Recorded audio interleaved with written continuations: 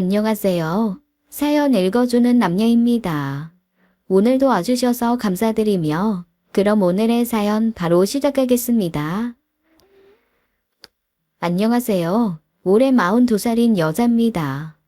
여러분 추석 잘 보내셨나요? 저는 올해 추석에는 부모님과 함께 했어요. 저는 이혼녀거든요. 사실 저는 추석이 싫어요. 이혼 전 추석에 있었던 너무나 충격적인 사건 때문에 아직 트라우마가 있거든요. 전 그때 큰 사건으로 이혼을 했습니다. 이 사연을 듣는 청취자 여러분들과 저처럼 평범한 사람들은 아마 상상도 못하고 평생 이해도 못할 사건일 겁니다. 이혼하고 한동안 저도 이 사건을 입 밖으로 꺼내지 못했어요. 하지만 시간이 약이라더니 이제는 말할 수 있네요. 그래서 이 자리를 빌려 제가 이혼한 너무나 처참했던 이야기 들려드려 볼게요. 남편과 저는 그 당시 사이가 좋지 못했어요. 특별한 일이 있었던 것도 아닌데 서로 꼭 필요한 말이 아니면 하지 않았을 때였습니다.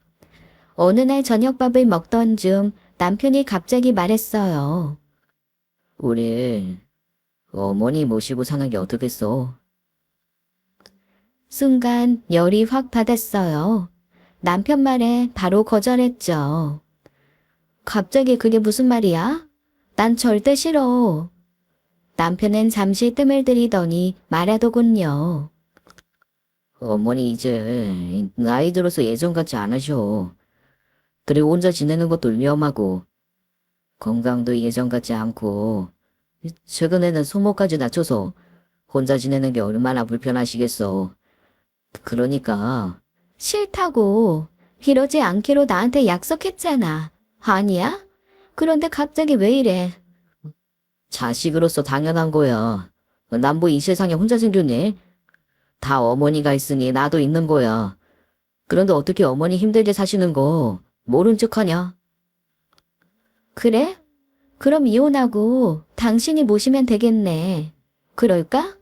그때 분명 약속했잖아. 이 말 꺼내면 이혼하기로. 아마 벌써부터 청취자 여러분들께서 제 욕을 하는 게 여기까지 들리는 것 같네요. 하지만 제가 그렇게 말할 수밖에 없는 이유가 있었어요. 그건 바로 지금으로부터 8년 전, 그 당시로는 3년 전의 사건 때문이었죠. 그 사건으로 인해 저는 정말 많은 상처를 받았었어요. 남편은 역시 남의 편이구나 실감을 하기도 했었고요. 그 사건 이후로 시어머니와 가까이 지내는 것은 상상도 할 수 없었습니다. 남편은 제 말에 답을 하지 않고 그저 한숨을 쉬며 방으로 들어가더군요. 저는 그때 이 남자가 정말 단순 효심으로 말하는 줄 알았어요. 그래서 냉정하게 대답하면서도 가슴 한편에서는 마음이 쓰렸죠. 왜 안 그러겠어요? 저도 사람인데요. 그런데 시간이 지나 보니 알겠더군요. 이 남자는 단순 효심으로 이 말을 꺼낸 게 아니라는 사실을요. 남편의 그 더러운 속내를요. 그땐 전혀 몰랐습니다. 어쨌거나 시어머니와 단단히 틀어진 사건을 먼저 말씀드릴게요. 그 사건이 터졌을 때 시어머니는 우리 집에서 2달 정도 머물렀습니다. 네, 그토록 시어머니를 모시기 싫다고 말했던 저도 한때는 시어머니를 모셨던 적이 있습니다. 시어머니는 눈길에 미끄러져 발목을 다쳐 병원을 자주 다니셔야 했어요. 그래서 그 기간 동안 저와 남편이 시어머니를 모셨습니다. 시누이는 단칼에 자기는 모실 수 없다고 거절을 했거든요. 그래서 제가 병원을 모시고 다니며 발목 치료를 했었죠. 솔직히 시어머니와 함께 생활하는 것은 쉽지 않았어요. 시어머니 성격이 무척이나 까다로웠거든요. 까다롭기만 하게요. 무척 사소한 일에도 늘 불만이 많으셨죠. 뭐 그 정도는 사람 성향 차이니 그냥 참았습니다. 그냥 저 나름대로 최선을 다해 시어머니를 모셨죠. 그런데 어느 날 시어머니가 아끼시던 다이아 반지를 잃어버리신 겁니다. 그 반지는 시아버지가 돌아가시기 전 선물한 값비싼 물건이라고 했어요. 3kg 정도 되는 반지로 알고 있는데요. 반지를 찾기 위해 온 집안을 뒤졌지만 결국 찾을 수 없었습니다. 그때 시어머니께서 놀라운 반응을 보이셨어요. 너지? 이 집에 드나드는 사람이 없는데 너 아니면 누구겠니? 그 말에 당황해서 저도 모르게 제 주변을 둘러봤어요. 당연히 저뿐이 없었죠. 시어머니가 저를 의심할 거라고는 상상도 못했습니다. 설마, 저요? 설마 저 의심하시는 거예요, 어머님? 저는 어머님 반지에 손도 대지 않았어요. 정말 몰라요. 하지만 시어머니 눈빛은 차가웠습니다. 제가 아니라는 말을 해도 듣지 않으셨어요. 그럼 그 반지가 팔이다였니? 지가 스스로 사라지게. 너, 내가 벼르고 있었다. 그렇게 관상 자체가 남의 남자 잘 후리게 생겼더니 기어이 내 물건에 손을 대? 현물생심이라더니. 어머님, 말씀이 너무 심하세요. 저 정말 그 반지 만진 적도 없고 건드리지도 않았어요. 어머님은 아무런 증거도 없이 어떻게 며느리를 의심부터 하세요. 어머님께서 어디 다른 데 놓고 오신 걸 수도 있잖아요. 나 그 반지 잘 때도 안 빼고 잔다. 그런데 놓고 오다니 어디를 놓고 와? 이 집안을 둘러봐. 도둑년이 너 말고 누가 있어? 그럼 설마 내 아들이 그랬다는 거야? 사실 시어머니가 저희 집에 오신 이후 저희 집을 방문한 사람은 아무도 없었어요. 제가 자식이 있는 것도 아니기에 저희 집에서 생활한 사람은 시어머니 저 그리고 남편뿐이었죠. 그러니 시어머니 반지가 누구 손을 탈 상황이 아니긴 했어요. 하지만 전 억울했어요. 저는 절대 아니었거든요. 도둑년이라뇨. 저 태어나서 10원 한 장 남의 거. 순간 번쩍하더군요. 그리고 귀에서 이명소리가 들렸어요. 시어머니께서 제 귀싸대기를 때린 거였습니다. 어찌나 세게 맞았는지 저는 2, 3초 정도 정신을 잃었던 것 같아요. 눈 떠보니 바닥에 제가 쓰러져 있더라고요. 배운 것도 없고 가진 것도 없는 거 결혼 허락해 줬더니 은혜를 도둑질로 갚어? 못된 년 같으니라고. 사태가 걷잡을 수 없게 커지자 남편이 방에 있다가 달려나와 시어머니를 말렸어요. 씩씩거리는 시어머니를 잡아서는 집 밖으로 나가더군요. 한참 동안 도둑년 거리는 시어머니 말소리가 밖에서 들려왔습니다. 저 그날 태어나서 처음으로 귀싸대기라는 걸 맞아봤어요. 아니 맞은 적 자체가 없습니다. 학교 다닐 때도 선생님한테 한 번을 맞은 적이 없었어요. 저희 부모님조차 한 번도 제게 매를 대본 적이 없었고요. 제가 순하기도 순했고 무슨 문제를 일으키며 살았던 적이 없기도 했거든요. 근데 그날 처음으로 남에게 맞아본 거였어요. 그런데 그 사람이 시어머니였네요. 진짜 그 자리에 주저앉아 한참을 정신을 못 차렸습니다. 와, 이렇게 아프구나 싶었어요. 한참 뒤에 남편이 집으로 돌아왔어요. 그리고 방에 들어가 시어머니 짐을 싸더군요. 일단 엄마, 집으로 돌아가시라고 했어. 엄마가 하도 동네에 떠나가라 소리를 지르셔서 엄마만 먼저 집에 모셔다 드리고 온 거야. 난 엄마 짐 좀 정리해서 옮겨드리고 올게. 여보, 나 어머니 반지 본 적도 없어. 이게 말이 돼? 자기 반지 없어졌다고 며느리 의심하면서 때리는 게 말이 되냐고. 그때 남편의 표정은 저를 한심하다는 듯이 보는 표정이었어요. 아니 정확히는 그래서 어쩌라고 이렇게 말하는 듯 했죠. 아마 이때부터 남편에게 정이 사라진 것 같아요. 아, 이 새끼는 구실만 생기면 언제든 날 버릴 놈이구나 싶었거든요. 그 순간 딱 한 생각만 들었습니다. 이 남자와는 100년 해로는 못하겠다. 그리고 며칠이 지나서 시어머니가 저를 괴롭히기 시작했습니다. 반지값으로 1,000만 원을 달라고 요구하기 시작했어요. 증거가 없으니 저를 완벽하게 범인으로 몰지는 못하더라도 제 책임이라고 하더군요. 이때부터는 저도 강하게 나갔어요. 힘이 약해서 당하고 사는 거 아니잖아요. 집안 어르신이니 예의를 다했던 것 뿐이죠. 그런데 증거도 없이 며느리 뺨을 때리다니요. 남한테도 못할 짓 아닌가요? 아마 이때 제 마음속에 시어머니는 더 이상 제가 예의를 다해야 할 어른이 아니었어요. 어머님, 증거 있어요? 어머니가 반지 잃어버린 건데 제가 무슨 책임이요? 막말로 다른 데서 잃어버리시고 저한테 뒤집어 씌우는 걸 수도 있죠. 증거? 허허, 네가 아직 덜 맞았구나.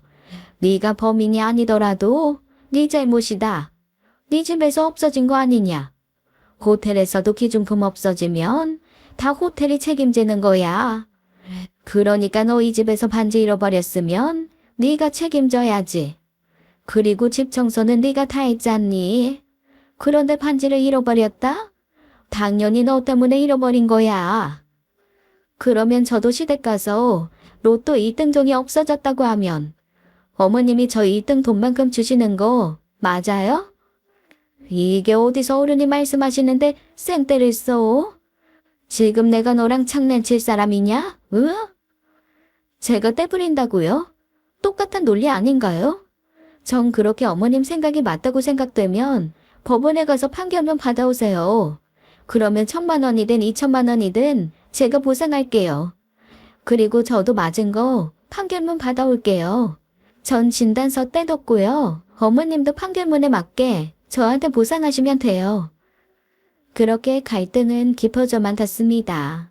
남편과 저는 그 문제로 크게 다퉜어요. 무슨 가족끼리 법이야. 아이, 왜 그렇게까지 하는 건데. 그래, 당신 우리 엄마한테 뺨 맞은 거 억울할 수 있어. 그런데 그건 어머니도 흥분해서 자신도 모르게 손이 올라간 거라고 사과하셨잖아. 너한테 사과하셨다고 했니? 당사자인 난 사과 구경도 못했는데. 그리고 당신도 언제 한번 우리 집 가자. 내가 시어머니한테 맞은 거 아빠한테 말하면 당신은 아마 뺨 한 대로 안 끝날걸? 우리 아빠한테 주먹으로 몇 대 맞고도 그 말 할 수 있나 보자. 일 키우지 마. 그냥 어머니가 너무 아끼는 반지를 잃어버려서 속상해서 그러시는 거야. 그거 돌아가신 아버지가 어머니한테 마지막으로 준 선물이잖아. 당신이 아랫사람이니 어머니 좀 이해해주면 안 돼. 그냥 져준다고 생각하고 조금만 도와드리면 되는 거잖아. 조금만 더 져주면 아주 도둑년으로 감옥도 쳐넣겠더군요. 그렇게 어머님이 걱정되면 좋아. 그럼 당신이 훔친 거라고 말해. 당신이 져주면 되지. 지금 어머님한테 전화 드려서 말해. 죄송하다고 말하고 당신이 그 반지 훔쳤다고 말해. 그리고 당신이 그 반지값 물어줘. 그럼 되잖아. 내가 왜? 내가 훔친 것도 아닌데. 그럼 나는 훔쳤니? 남편은 한숨을 쉬며 아무 대답도 하지 못했습니다. 그저 지 엄마 입장만 떠들어댔지 제 입장은 전혀 들어주지도 않더군요. 그런데 며칠 뒤 상황은 생각지도 못한 반전을 맞이하게 되었어요. 우연히 길에서 시어머니를 만났습니다. 시어머니는 친구분들과 함께 있었죠. 저는 그냥 지나치려고 했어요. 그땐 인사 나누는 것도 싫었거든요. 그런데 그때 번쩍하고 제 눈에 시어머니 손에 반짝이는 무언가가 들어왔습니다. 바로 시어머니가 잃어버렸다고 그 난리를 치던 다이아 반지였어요. 그 반지가 시어머니 손가락에 끼워져 있더군요. 정말 황당해서 말이 안 나오더라고요. 저는 바로 시어머니에게 다가가 인사했습니다. 그 순간 시어머니 행동이 기가 차더군요. 시어머니는 저를 보자마자 당황한 얼굴로 재빨리 다이아 반지를 끼고 있던 손을 숨겼습니다. 하지만 어쩌겠어요. 저는 이미 그 다이아 반지를 다 봤는데요. 어머님, 잃어버리셨다는 그 다이아 반지 찾으셨어요? 저는 일부러 시어머니와 함께 있는 친구분들도 다 들으라고 쩌렁쩌렁 크게 말했어요. 아이, 왜 이렇게 소리를 질러? 아직 못 찾았다. 어머, 자기 다이아 반지 잃어버렸어? 오늘 끼고 나온 거 말고 다른 것도 있었어? 저는 바로 손을 내밀어 시어머니가 등 뒤로 숨기고 있던 손을 잡아 뺐습니다. 에이, 어머님 반지 찾으셨네. 그런데 왜 못 찾았다고 그러세요? 이거 아니야, 이건. 그래, 내가 속상해서 새로 산 거야. 에이, 새로 사긴요. 어머님께서 아끼시는 그 반지가 맞는데요, 뭘. 자, 보자. 에이, 장기스도 그대로네. 제가 이 반지 찾으려고 저희 집 20번도 넘게 뒤집어 엎었어요. 어머니께서 이 반지 훔쳐갔다고 제 기싸대기 날리셨잖아요. 그래서 제가 요즘 통 잠을 못 자거든요. 잠도 안 오니 뭐 매일 밤 그냥 집이나 엎으면서 반지 찾았죠 뭐. 그때 어머님한테 맞은 뺨이 아직도 아픈데. 에헤. 그래도 반지 찾으셨으면 말씀이라도 주시죠. 괜히 2주 동안 반지 찾느라 저 고생했잖아요. 제 말에 시어머니의 친구분들도 놀란 표정을 지었습니다. 저는 바로 시어머니 친구분을 보며 웃으며 말했어요. 그래도 반지 도둑이 며느리라고 말하면서 며느리 기싸대기를 풀스윙으로 쳐버리는 건 좀 너무했죠. 에. 그 모습에 시어머니께서 무척 당황해 하더군요. 그러더니 갑자기 손사래를 치며 말했습니다. 그게 이거 새로 산 거라니까? 그 반지 아니라니까? 그 반지 맞는데 뭘 아니래. 나도 알아보겠구먼. 잃어버리긴 개뿔. 자기 그 반지 지난주 모임에도 끼고 나왔고 그 지난주 모임에도 끼고 나왔잖아. 아니야? 어쩜 며느리 뺨을 때려? 자기 요즘 그럼 큰일 나. 며느리들이 횃돌아서 고소하면 그거 합의도 못해. 지금이 쌍팔년대도 아니고. 그 말에 시어머니는 급하게 자리를 떠났습니다. 아마 친구들 앞에서 무진장 창피해진 것이 분명했죠. 시어머니는 잃어버리지도 않은 반지를 잃어버렸다고 하며 저를 때렸던 겁니다. 사실 시어머니가 제게 돈을 요구한 적이 또 있었어요. 시어머니가 반지를 잃어버렸다고 하기 며칠 전에요. 친구들과 해외여행을 떠난다며 제게 용돈 500만 원을 요구했거든요. 당시 저희 집 형편이 좋지 않아서 그 돈을 드릴 수 없었어요. 그런데 그 사건 이후 다이아 반지 사건이 터진 겁니다. 그리고는 반지 잃어버린 명목으로 제게 1,000만 원을 요구한 거고요. 이쯤 되면 며느리를 상대로 사기를 친 거 아닌가요? 집으로 돌아가자마자 저는 이 사실을 남편에게 말했습니다. 그러자 모든 진실을 알게 된 남편이 제게 빌더군요. 잘못했다고요. 그날 이후 정말 한 달 정도 제 눈치를 보며 빈 것 같아요. 그러더니 남편이 먼저 말했어요. 앞으로 시댁 안 찾아가도 되고 시어머니 안 만나도 된다고요. 이혼만 하지 말아달라고요. 그래서 정말 도닥낸 심정으로 남편을 한번 용서해 줬습니다. 그리고 3년 동안 시어머니를 한 번도 만나지 않은 거였죠. 그런데 갑자기 저녁밥을 먹다 말고 시어머니를 모시자고 하니 제가 얼마나 황당했겠어요. 그런데 지금 생각해보면 도닥낸 심정으로 용서를 할 게 아니라 재빨리 이혼하고 도망을 갔었어야 했나 봅니다. 다이아 반지 막장 사건은 이후에 일어날 끔찍한 사건의 예고편에 불과한 거였거든요. 남편에게 다시금 시어머니 모시는 일은 어림도 없다고 말하고 며칠 지나지 않아서 큰 사건이 터졌습니다. 남편에게 충격적인 연락을 받았어요. 시어머니 집에 도둑이 들었다는 이야기였죠. 지금 엄마가 너무 무서워하고 있어. 당장 집 팔고 이사 가겠다고 난리야.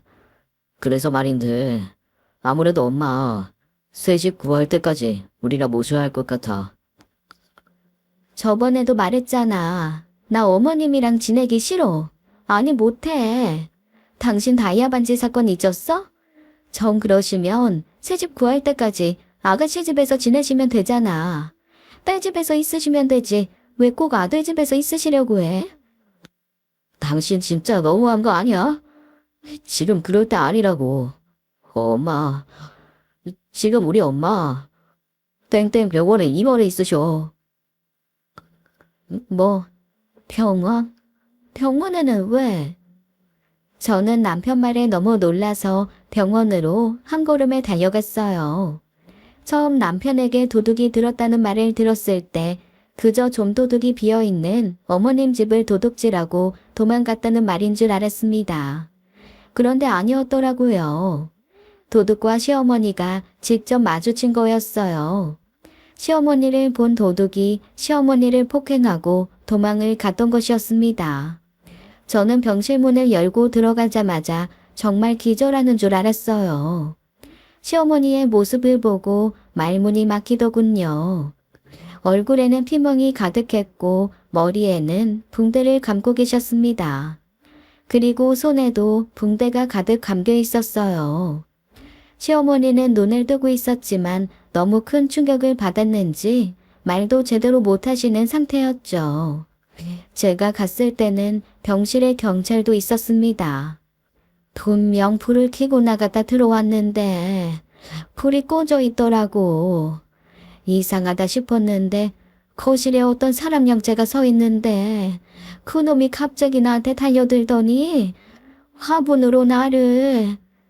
시어머니가 집에서 도둑을 맞닥뜨렸고 그 도둑이 화분으로 시어머니를 때렸다고 경찰에 설명했습니다. 그 이후 시어머니는 말을 잇지 못했어요. 그런데 왜 집에 금고하고 현금이? 어머니께서 사채업을 하고 있으세요. 그래서 평소에도 현금을 가지고 있는 경우가 많아서 집 금고에 보관하고 있었고요. 혹시 도둑이 그걸 알고 들어온 걸까요? 일단 그건 좀 더 조사를 해봐야 할 것 같네요. 혹시 원한 살만한 사람 있을까요? 글쎄요. 딱히 남한테 원한을 살만한 분이 아니라. 장씨, 장동팔, 그놈이 며칠 전에 내가 돈 갚으라니 돈 못 갚는다고. 그래서 내가 담보 잡은 거 경매 넘긴다니까. 그놈이 딸 시집 갈래 받아뒀다고 제발 몇 달만 봐달라는 거야. 내가 안 된다고 하니까 날 가만 안 둔다고. 그 말에 경찰은 알겠다며 장 씨를 조사해보겠다고 했습니다. 그리고 시어머니 집 주변 CCTV도 조사해보고 다시 진행사안 알려준다고 하더군요. 경찰이 돌아가자마자 신우이가 병원으로 찾아왔어요. 엄마, 괜찮아? 우리 엄마 괜찮은 거야? 대체 이게 무슨 일이야? 지금 막 잠드셨어. 소란 피우지 마. 그러니까 내가 처음부터 엄마 모시라고 했지. 오빠는 대체 무슨 아들이 그래? 이게 다 오빠 때문이야. 그리고 올게. 너무한 거 아니야? 며느리면 며느리답게 시어머니를 모셔야지. 어떻게 우리 엄마 방치해서 도둑한테 맡게 해, 어? 말해봐. 내가 며느리 자격이 있어? 나 우리 엄마 잘못되면 옳게고 뭐고 가만 안 둬. 다 부셔버릴 거야. 그렇게 평소에 자기 엄마가 걱정됐으면 자기가 모셨으면 되는 거 아니었을까요? 참 황당한 말이었어요. 신우이는 저보다 나이가 많았습니다. 당시 남편이 45살이었는데 신우는 43살이었죠. 저는 37살이었고요. 그래서 신우이는 평소에도 제게 반말을 막 했습니다. 분명 제가 손일 사람이긴 했지만 어리다는 이유로 언니 자는 붙이기 싫대요. 그래서 제게 올케라고 부르며 막말을 하더군요. 시어머니도 뻔히 그걸 알면서 별말 안 하더군요. 하지만 지금은 상황이 상황인지라 하나하나 따지고 있을 수는 없었어요. 그렇지 않아도 어머님 이제 살던 집에 들어가지 않으시겠대요. 무섭다고. 집 팔고 이사 가시겠다는데 집이 금방 팔리는 것도 아니잖아요. 그래서 그동안 어머님을 모실 사람이 필요한데, 아가씨, 어머님 몇 달만 모실 수 있죠? 그런데 신우이 대답이 가관이더군요. 내가? 오빠랑 며느리가 있는데 내가 왜? 그리고 옳게 몰라? 우리 주한이 지금 고3이야.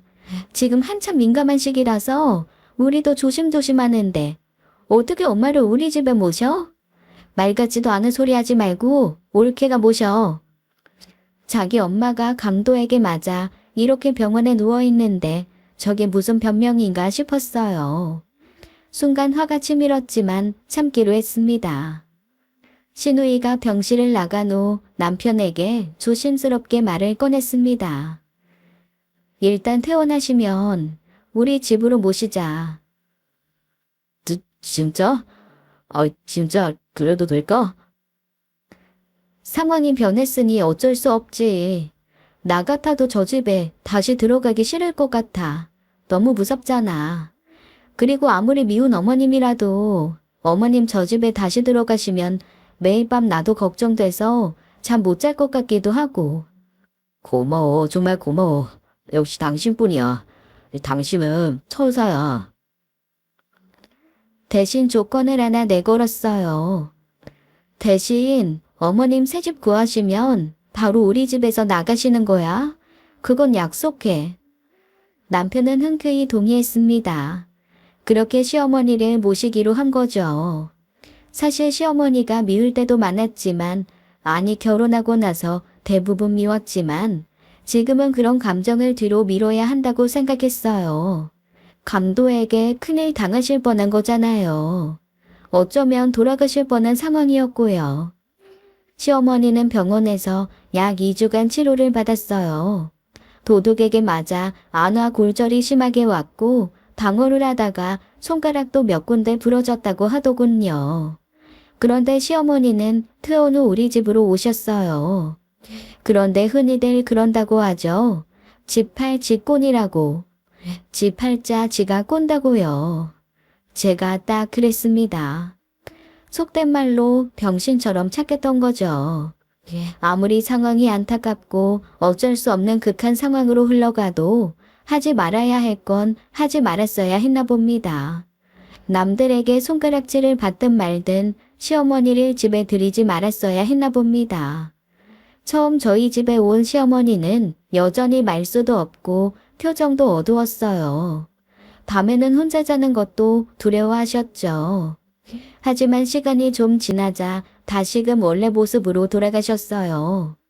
시어머니가 우리 집으로 온 지 얼마 되지 않아 본 모습으로 돌아가셨거든요. 그럼요. 사람은 바뀌지 않는 거죠.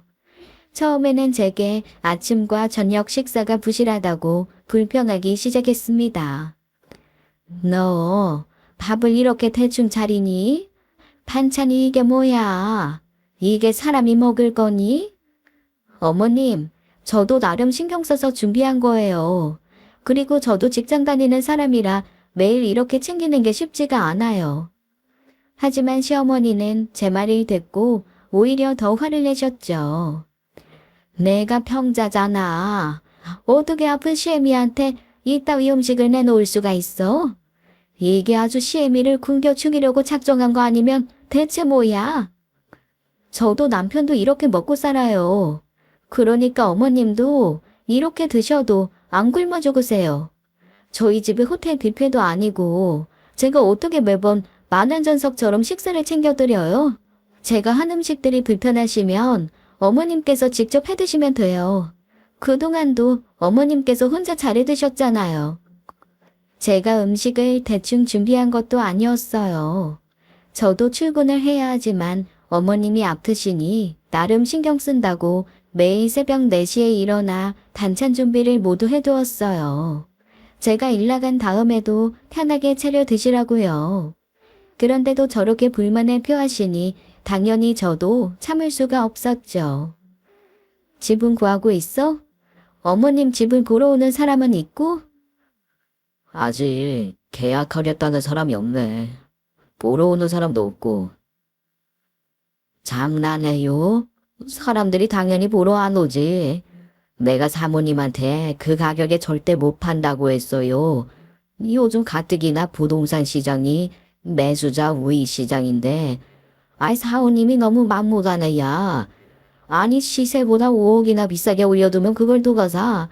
그 집이 5억짜린데 10억에 팔면 누가 사냐고. 이거 원 장난하는 것도 아니고. 아이 사모님도 안 팔겠다는 뜻이지 뭐. 아이 팔지도 않을고 왜 그 가격에 올려두라는 거야.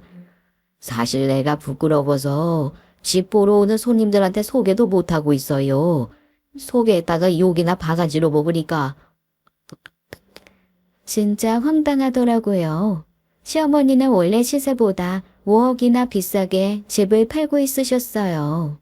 그러니 당연히 집을 보러 오는 사람이 없었죠.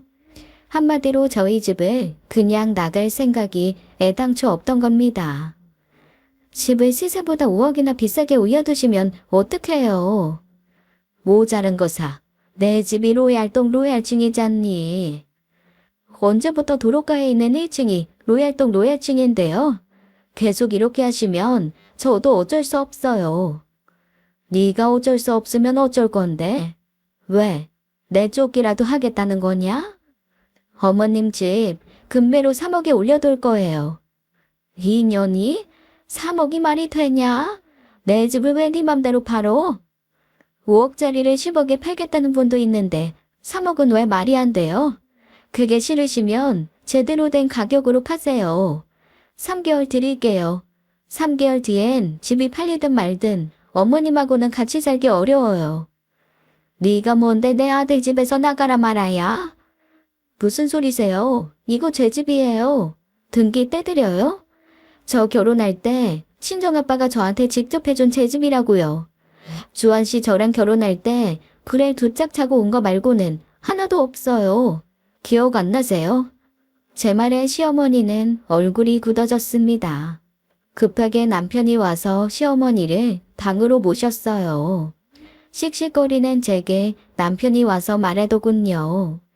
시어머니 집 정상가로 올려둘 테니 참으라고요.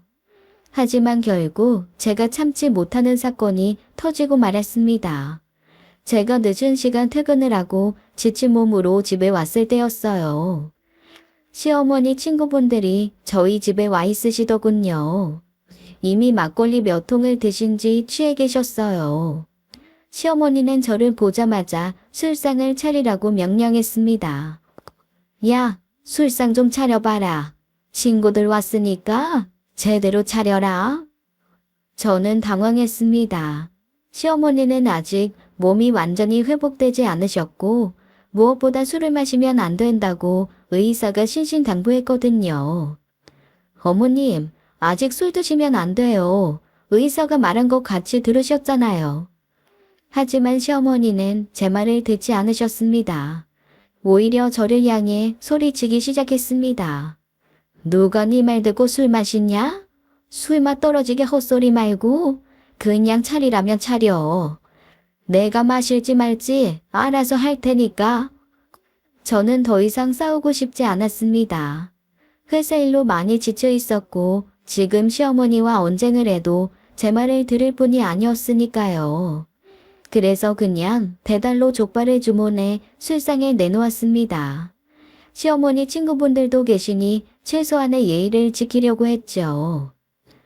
야, 족발만 시키냐? 그 뭐냐? 회도 좀 시켜라. 예, 너는 왜 네 며느리한테 야야거려? 듣는 우리도 불편하다.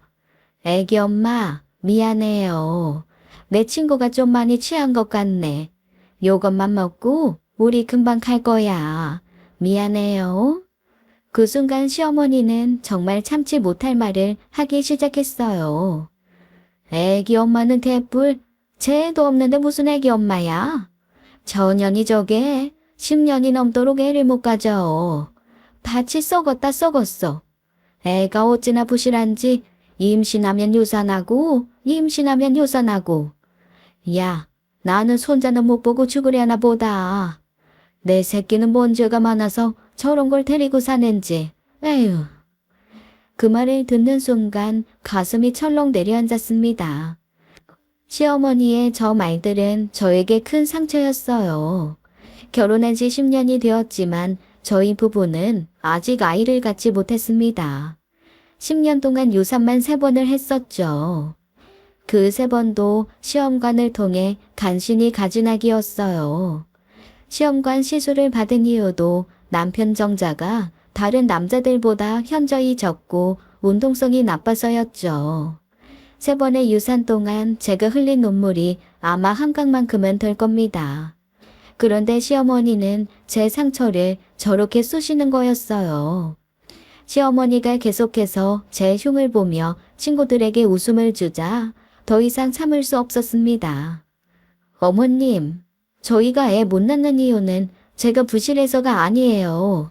주한 씨 문제도 있다고요. 너 그게 무슨 말버릇이야? 네가 못해서 그런 걸 왜 우리 아들 탓을 해? 시어머니의 화난 목소리가 집안에 울려 퍼졌습니다. 시어머니 친구분들은 분위기가 살벌해지자 하나둘 자리를 뜨기 시작하더군요.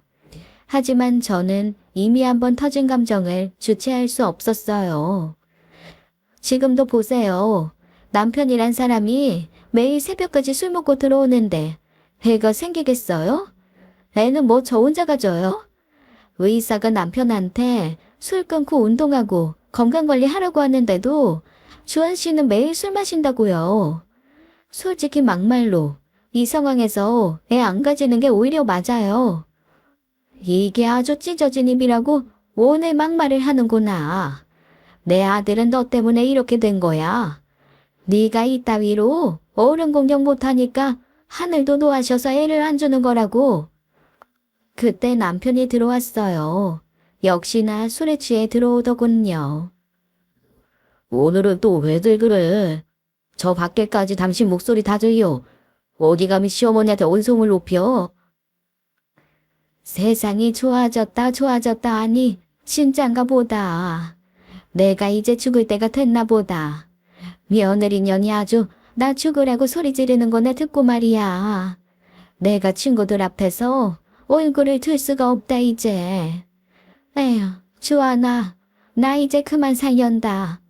더 살아봐야 뭐하냐. 며느리 구박만 받고 살지. 엄마도 적당히 하세요, 적당히. 이 사람도 지금 노력하고 있잖아요. 이 사람, 엄마다 고맙다, 미안하다. 한마디 해주면 엄마한테 더 잘할 사람이에요. 그런데 왜 이렇게 엄마 며느리를 못 잡아 안달이세요? 결국 시어머니는 아들놈 키워봐야 소용없다는 말을 마지막으로 방으로 들어가시더군요. 그리고는 이내 취하셔서 코를 드르렁 골며 잠에 들었어요. 결혼 초기에는 아이도 갖고 행복한 가정을 꾸리고 싶었습니다. 하지만 시간이 지날수록 남편은 점점 더 멀어져가는 느낌이었어요. 그 원인이 무엇인지 명확하지 않았지만 한 가지는 분명했습니다. 저희 부부에게 더 이상 희망이 없다는 것이요. 저는 그날 밤 남편에게 말했습니다. 우리 이혼하자. 그게 맞는 것 같아. 은혜야, 앞으로. 내가 다 미안하다. 엄마 모시는 게 아니었는데. 내일 당장 엄마 집으로 돌려보낼게. 엄마가 싫다고 하면 동생네 보낼게.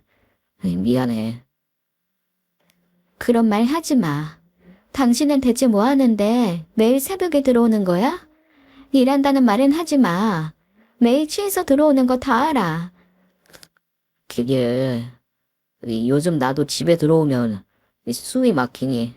어머님 오시기 전부터 그랬잖아. 아니다 됐어. 알고 싶지도 않다. 저는 그대로 방에 들어와 침대에 누웠어요. 화장도 지우지 않고 씻지도 않고 그냥 잠에 들어버렸습니다. 너무 지쳤거든요. 그렇게 그날의 소동은 지나갔지만 제 마음은 이혼 쪽으로 거의 기운 상태였어요. 그리고 다음날 저는 경찰에서 연락을 받았습니다. 시어머니 집에 들어왔던 강도에 대한 이야기였어요. 이 사건의 유력한 용의자 중 한 명은 시어머니가 말한 장동팔이라는 사람이었어요. 저는 경찰에 연락을 받고 범인이 잡혔다는 소식이길 바랬습니다. 물론 이때 이미 시어머니를 제 집에서 내보낼 생각이었지만 적어도 범인이 잡혔다는 소식이면 아무런 죄책감 없이 시어머니를 내보낼 수 있을 테니까요. 그런데 경찰이 말해준 소식에 저는 순간 깜짝 놀랐어요. 경찰의 말은 더 충격적이었습니다. 장동발 씨 찾았어요. 그 사람 잡았어요? 그 사람이 범인 맞아요? 그건 아니고 농약을 먹고 극단적인 선택을 했습니다. 병원으로 옮겼는데 이미 사망한 상태였어요. 저는 순간 아무 말도 할 수 없었습니다. 시어머니에게 빚을 진 그는 큰 이자를 감당 못하고 그딴 선택을 한 것이었어요. 주변 사람들한테 알리바이 확인하니 홍춘자 씨 강도 사건하고는 아무런 연관이 없는 것으로 확인되시고요. 그 말에 그분이 너무나 안타까웠습니다. 잠시나마 명복을 빌어드렸어요. 하지만 유력한 용의자도 사라졌으니 사건은 다시 오리무중이었죠. 그런데 CCTV를 뒤지다가 새로운 용의자를 찾았어요. 저희가 사진 한 장 보내드릴 테니 혹시 아시는 분인지 확인 좀 해주세요. 그리고 이어서 경찰은 제게 사진 한 장을 보내주었지만 저는 도저히 일면식도 없는 사람이었습니다. 이 사람이 범인인가요? 단정하긴 어렵지만 저희는 가장 유력한 용의자로 보고 있습니다. 경찰의 마지막 말은 반가운 소식이었죠. 그날 밤 남편에게 이 소식을 전하려고 했지만 그럴 수 없었어요. 남편은 그날도 만취해서 들어왔거든요. 사실 저는 남편이 밖에서 다른 허튼 짓을 하고 다닌다고 의심하고 있었어요. 그리고 그날도 남편은 술에 취해 비틀거리며 집에 들어왔습니다. 저는 남편을 조용히 바라봤어요. 남편은 집에 들어오자마자 소파에 쓰러져 잠이 들더군요. 시어머니도 이미 자신의 방에서 잠든 지 오래였어요. 방 안은 어둡고 조용했습니다.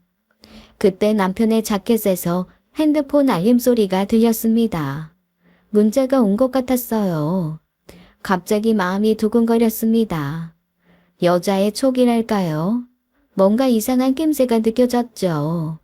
저는 잠들어 있는 남편을 바라보다가 남편 핸드폰을 주머니에서 꺼냈습니다.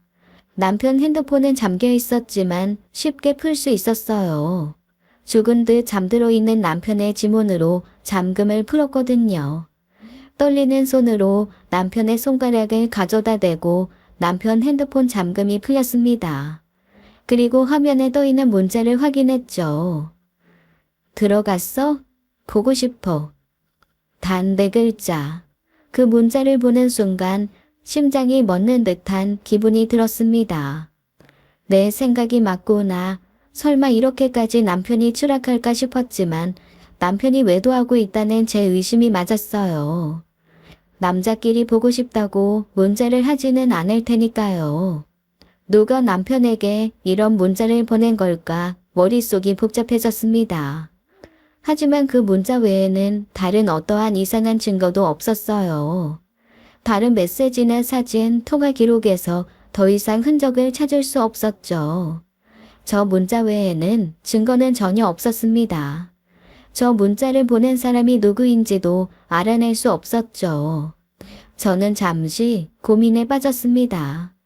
이 문자를 보고 남편을 바로 추궁할 수도 있었지만 미꾸라지 같은 남편놈이 빠져나갈 수도 있었어요. 그래서 저는 보다 신중하게 움직이기로 결심했습니다.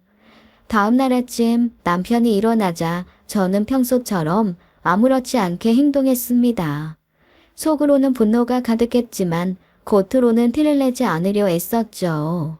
더욱 확실한 증거를 찾아야 했습니다. 오늘도 회식 있어?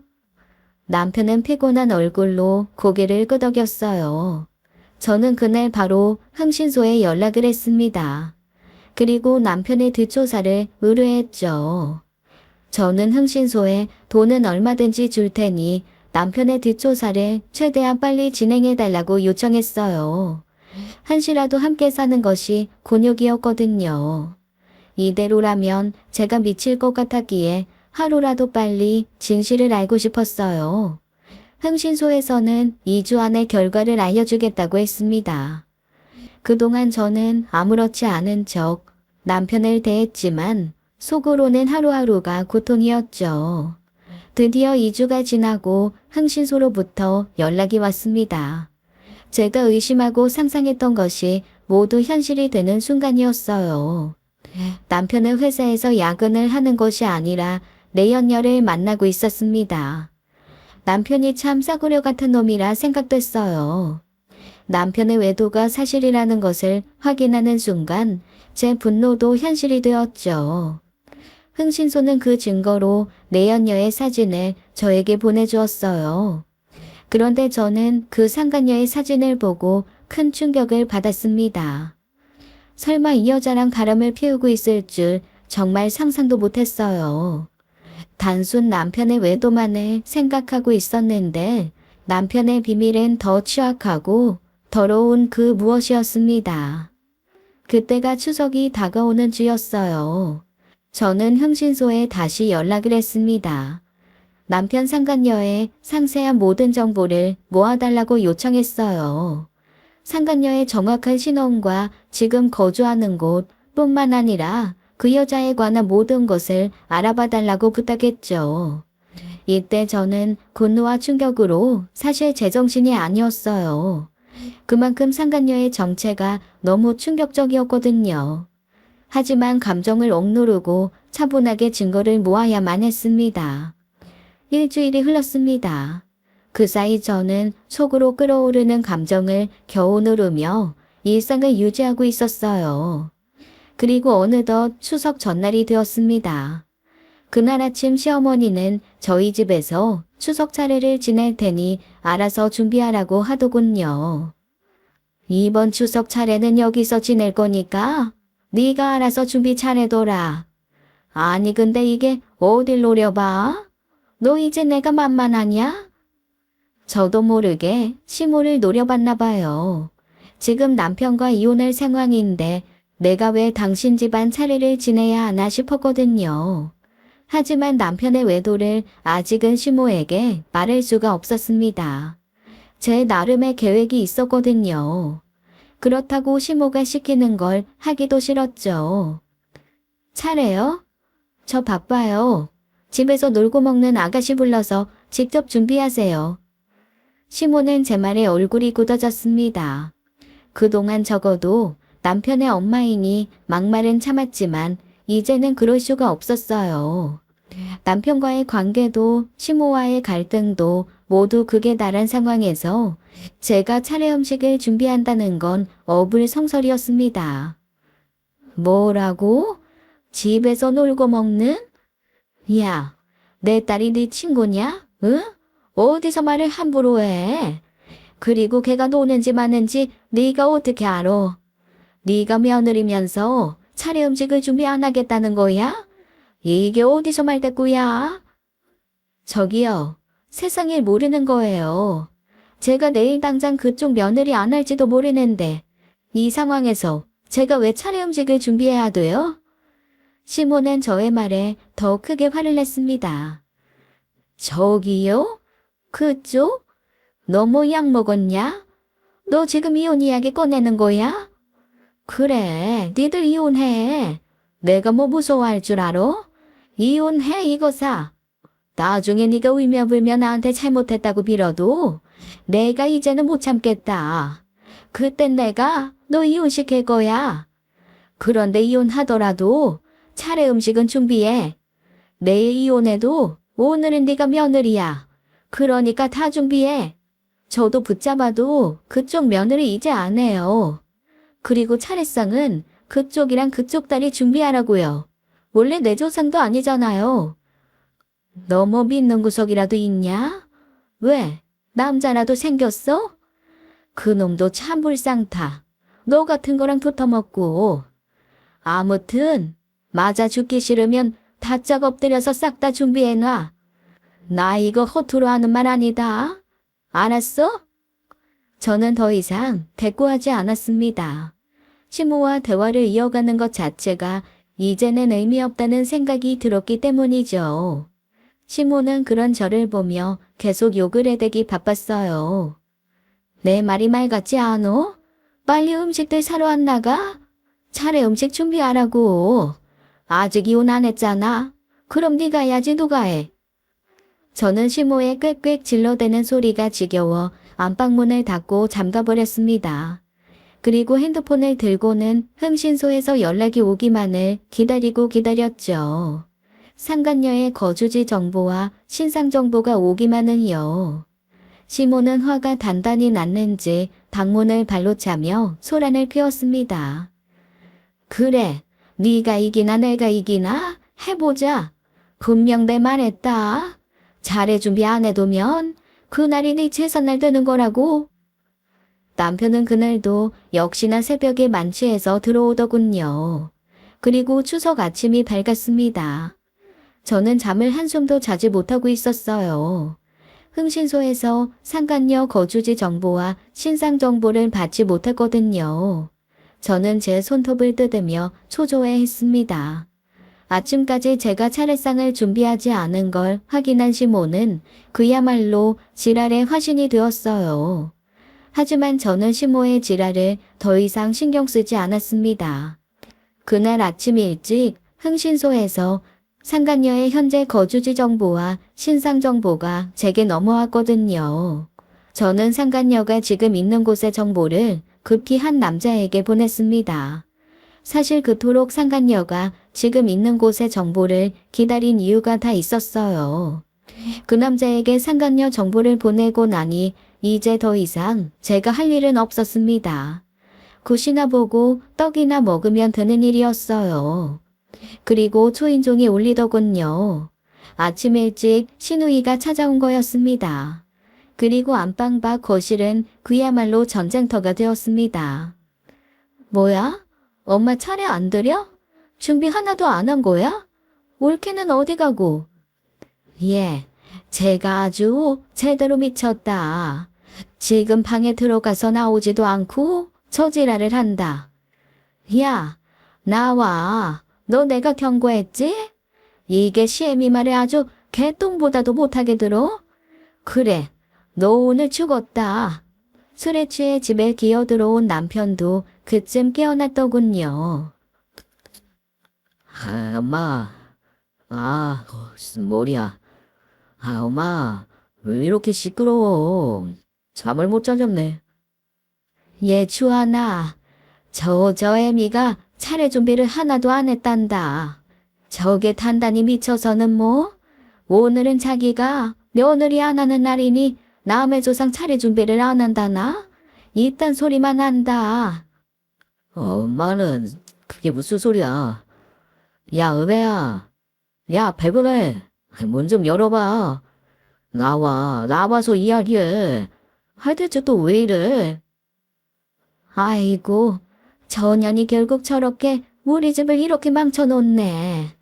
차례도 준비 안 하고 도대체 며느리로서 네가 하는 게 뭐야?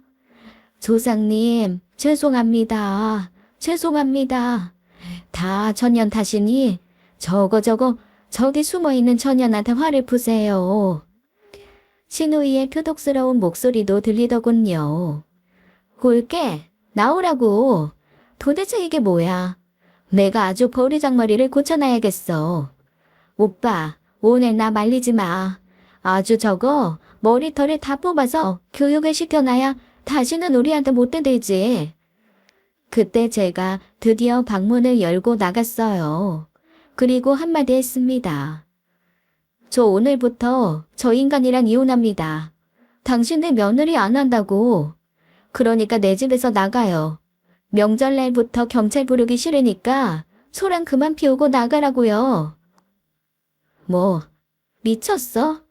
세상에 어느 며느리가 차례 때문에 이혼을 한다니? 그게 말이 돼. 버르장머리 없는 게 내가 아주 오늘 네 버릇 좀 고쳐놔야겠다. 그러면서 신우이는 제 뺨을 세게 때렸습니다. 순간 얼굴이 화끈거렸어요. 이로써 제가 이 집안 인간들한테 맞은 게 두 번째였습니다. 더 이상 참으면 그냥 병신인 거죠. 저는 아무 말 없이 신우이의 뺨을 힘껏 갈겼습니다. 신우이가 제게 때린 뺨이 작은 짝소리였다면 제가 신우이 뺨을 갈긴 건 마치 큰 나무가 쓰러질 때 나는 듯한 쩍소리였어요. 그만큼 제 마음속에 있는 모든 울분을 담아 날린 싸대기였으니까요. 방아는 순식간에 얼어붙었죠. 어디 버르장머리 고쳐봐. 해보라고. 난 가만히 있니?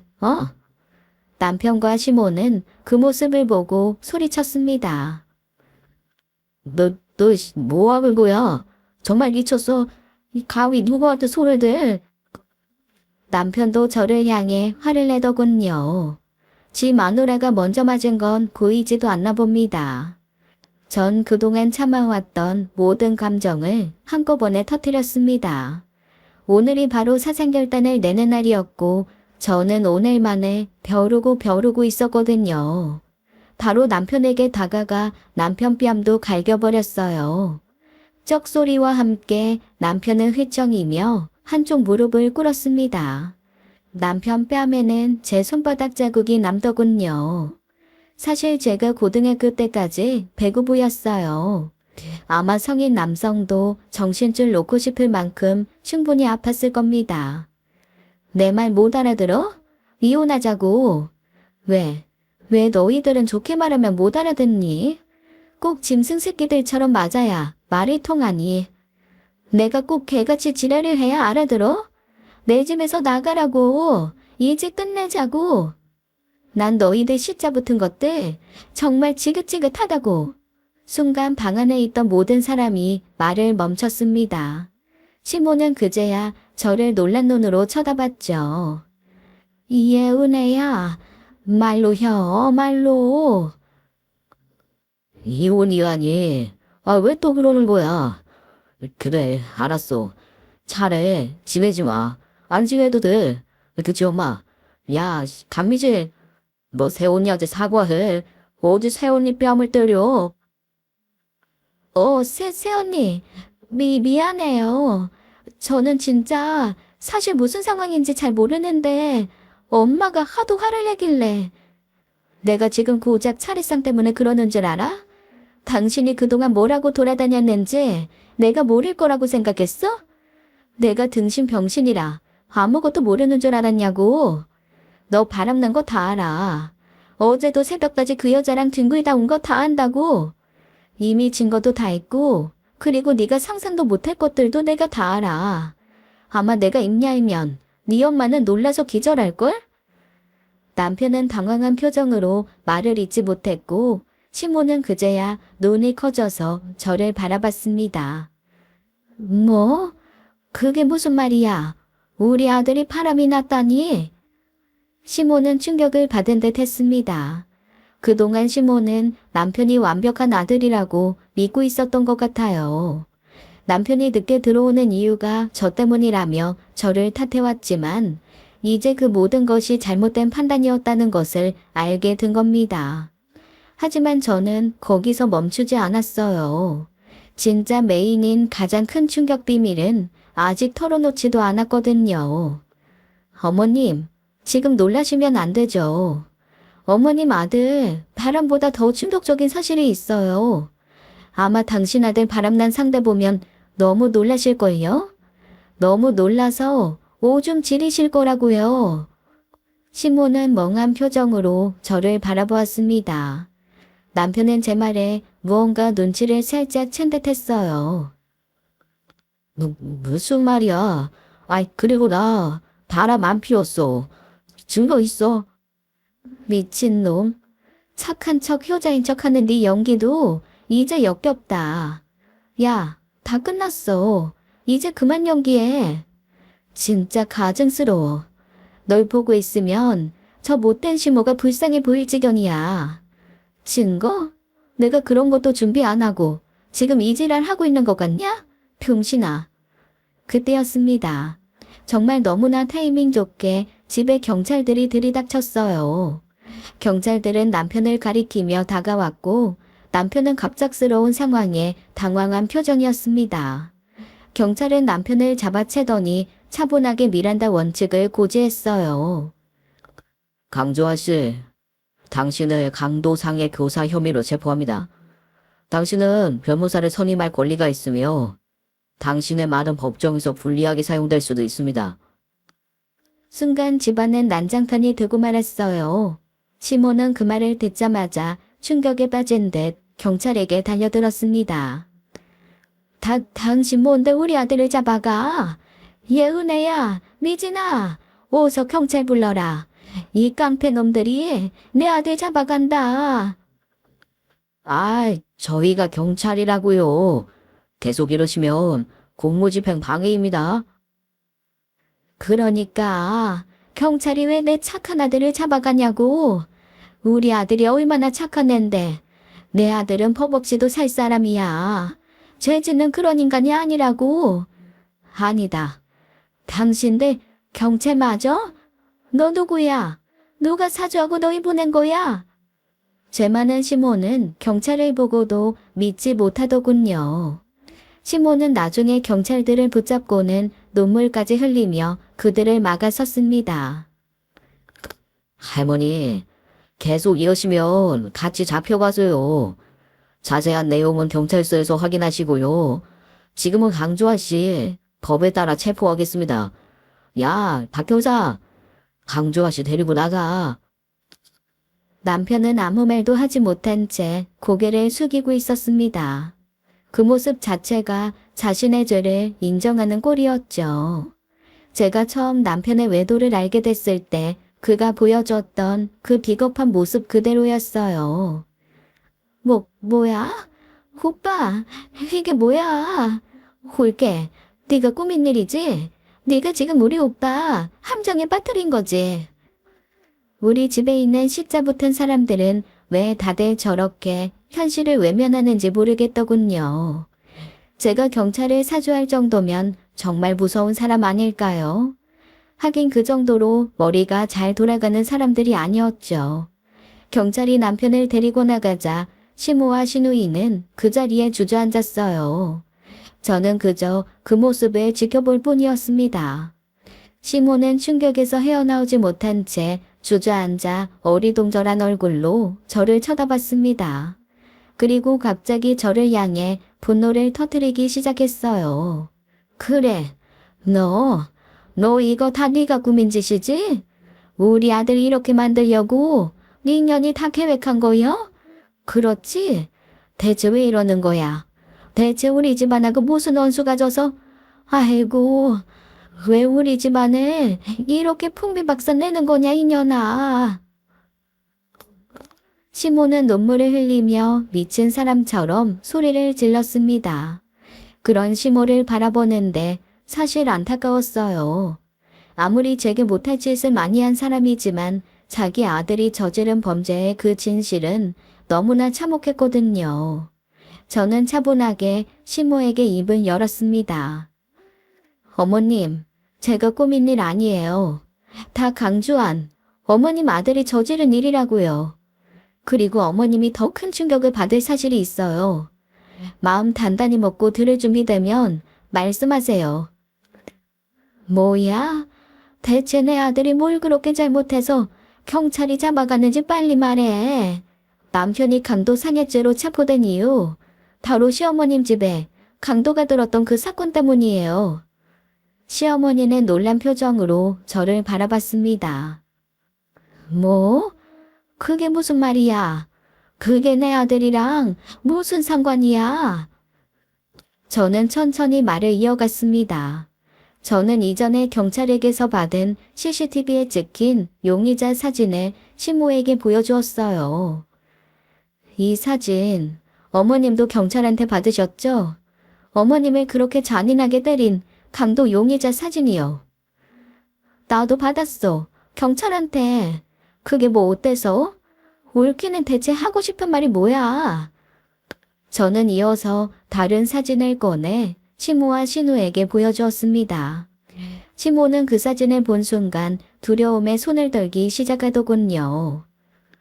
어머님, 이 여자가 남편 내연녀예요. 그 순간 시모는 비명을 지르며 자지러지듯 소리를 질렀습니다. 네, 맞습니다. 경찰이 보여준 CCTV의 용의자와 남편의 내연녀가 동일인이었어요. 그러니까 남편의 내연녀가 그날 시어머니 집에 숨어들어 시모를 죽일 때 때리고 도망을 갔던 것이었습니다. 그래서 제가 남편에게 이혼을 통보하기 전에 그토록 남편 내연녀가 지금 숨어있는 장소를 흥신소를 통해 파악한 거였어요. 그리고 흥신소에서 상간녀를 찾았을 때 저는 경찰에 그 정보를 바로 알린 거였죠. 어머님, 충격적이게도 이 사건을 모두 사주한 사람, 어머님 아들이에요. 제가 그 사실을 알아낸 순간 경찰에 바로 알렸고, 그래서 경찰이 조사에 들어간 겁니다. 시모는 아무 말도 하지 못한 채 사진들을 바라봤습니다.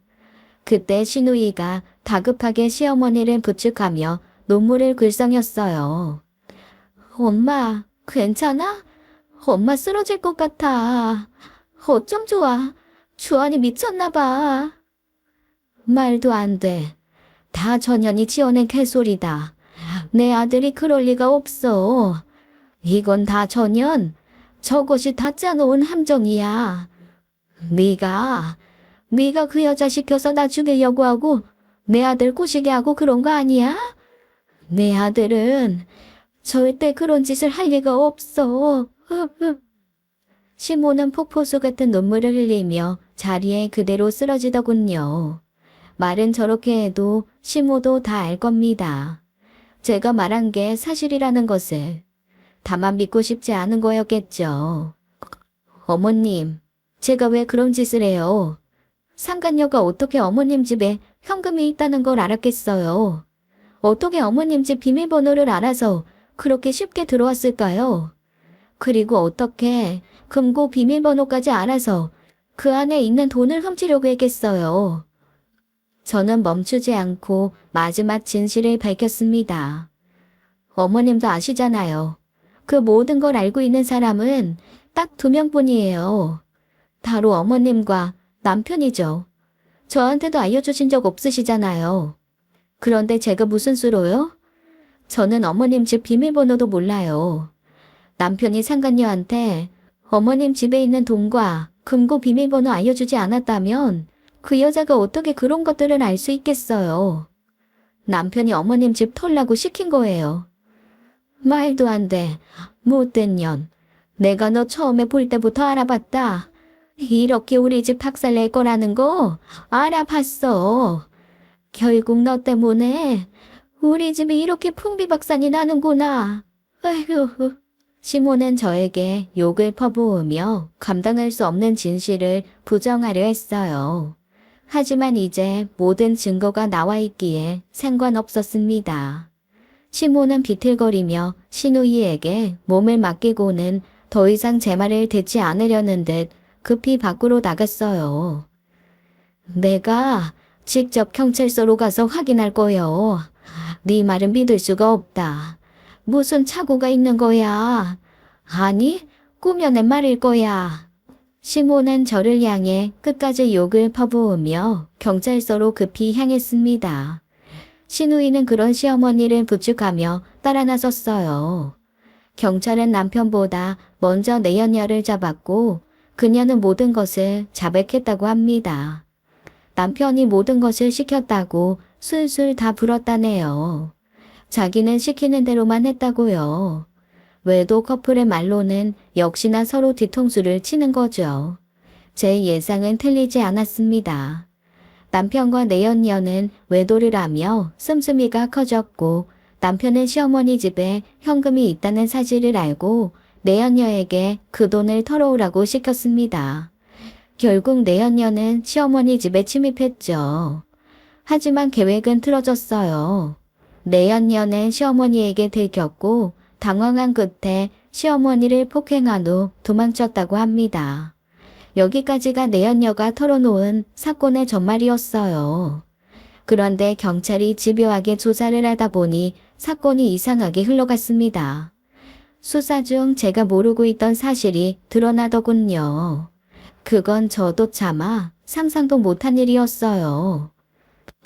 홍충자 씨 앞으로 거액의 사망보험금이 들어져 있더라고요. 남편은 자기 엄마 앞으로 거액의 사망보험금을 최근 집중적으로 들어둔 겁니다.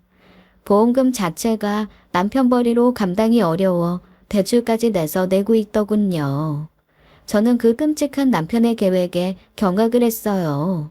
그러니 상간녀가 말한 것처럼 단순히 들켜서 시모를 폭행했다는 것은 거짓말이었던 겁니다. 의도적으로 시모를 폭행한 것이었어요.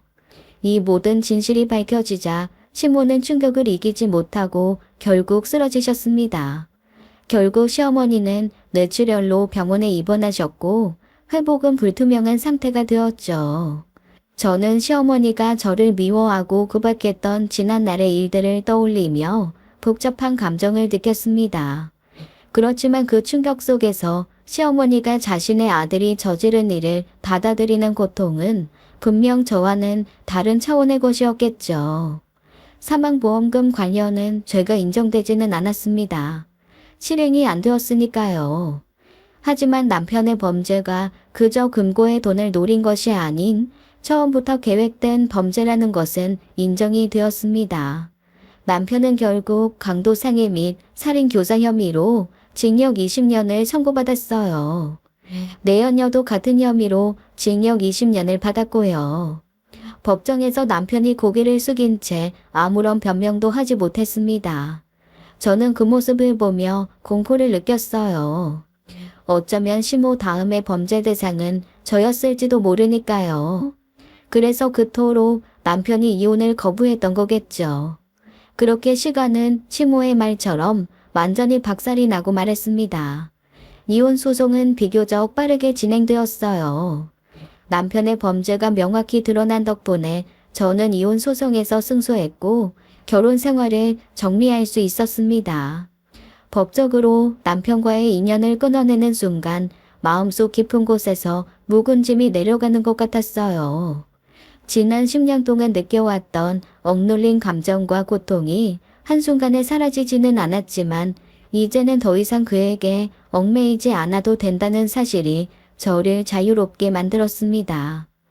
남편이 받은 형벌과 그가 저지른 범죄는 그가 책임져야 할 몫이었고 저는 그와 상관없이 제 삶을 다시 시작해야 했습니다. 저는 이제 나 자신을 위한 삶을 살기로 결심했어요. 삶은 여전히 이어지겠죠. 하지만 이제는 과거의 어둠에 갇혀 살지 않을 겁니다. 새로운 시작은 언제나 두려운 것이지만 그 두려움을 이겨내고 나면 그 뒤에 더 큰 자유와 평온이 기다리고 있을 거라는 걸 알게 되었어요.